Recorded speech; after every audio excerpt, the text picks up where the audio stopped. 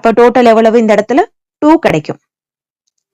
இந்த 2 ப்ராடக்ட்டுக்கு மட்டும்தான் என்ன பண்ண போறோம் அப்படின்னா நம்ம பே பண்ண போறோம். அப்ப total equal to bad item. ஆக்சுவலா வந்து நான் மேல பேட் ஐட்டம் கொடுத்திருக்கேன், இங்க பேட் ஐட்டம்ஸ் கொடுத்திருக்கேன்.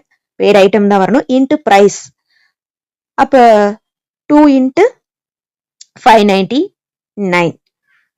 ஸோ அப்போ வந்து 1198 தான் வரும் டோட்டல்.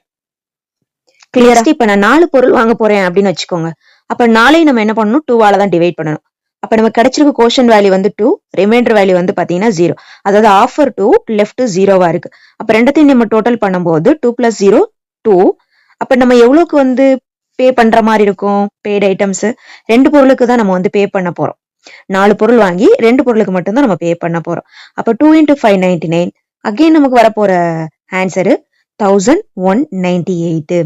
கொஞ்சம் கன்ஃபியூஸ்டா இருக்குல்ல? நான் 3 பொருள் வாங்கினாலும் 1198 தான் கொடுக்கணும், 4 பொருள் வாங்கினாலும் 1198 தான் கொடுக்கணும். அப்ப இதுல எது பெஸ்ட்னு கேட்டா 4 வாங்கிக்கிறதா பெஸ்ட் ஆஃபர் வரும்போது.